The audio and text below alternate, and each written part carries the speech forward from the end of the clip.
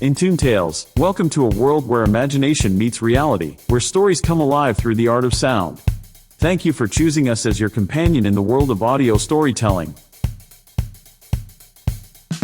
I encourage you to put on your headphones and immerse yourself in the story. Close your eyes, let your imagination run wild.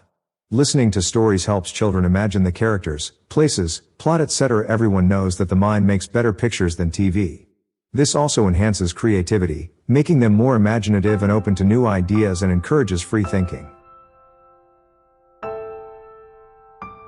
On the occasion of Buddha Pournami, Sadhguru tells us what it means and what it takes to be a Buddha.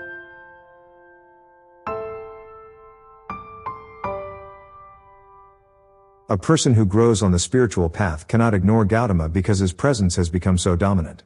In his own lifetime, he had 40,000 monks who went out to spread the spiritual process. In his own silent way, he changed the world forever. He has been one of the greatest spiritual waves on the planet. Buddha Pournami has always been significant in the yogic culture and was always a very auspicious day in any spiritual aspirant's life, but today, in commemoration of Gautama Buddha, we named it after him. On that full moon evening over 2,500 years ago, a man blossomed into a being. Though people generally associate the word Buddha with Gautama, he is not the only Buddha. There have been thousands of Buddhas on this planet and there still are. Bu means Buddha or the intellect. One who is above his intellect, one who is no longer a part of his mind, is a Buddha. Right now, most people are just a bundle of thoughts, emotions, opinions, and of course, prejudices.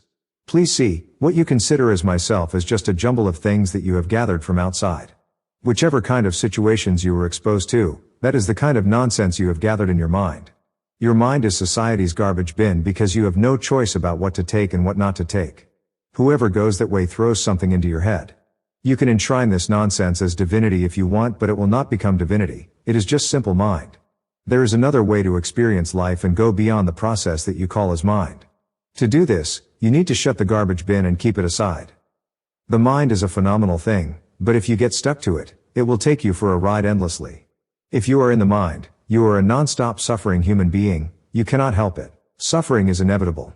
Maybe when you are watching the sunset, it is so beautiful that you forget everything, but your suffering is sitting right behind you like a tail. The moment you look back, it is right there. What you call as my happiness, are those moments when you forgot your suffering. As long as you are in the mind, fears, anxieties and struggles are inevitable. That is the nature of the mind. It is because people are unable to bear the torture of the mind that they have devised many ways in society to go below the mind. Excessive eating, alcohol, excessive indulgence in physical pleasures, these are all ways to go below the mind. People use them and for a few moments they forget the torture. You hit the bottle and sleep. For a few hours your mind does not bother you anymore because you have gone below the mind. There is great pleasure and it is so relaxing because suddenly the tortures of your mind are not there. So you get deeply addicted to it. But the nature of the evolutionary process is such that this being which was below the mind has right now evolved into the mind. If it wants to become free, it has to go beyond the mind. There is no such thing as going back. If by using a chemical you go below the mind, you will see, life always catches up with you with more intensity after that is over. It is always so. Suffering intensifies. The process of yoga is to see how to go beyond the mind. Only when you are beyond the mind can you really be yourself.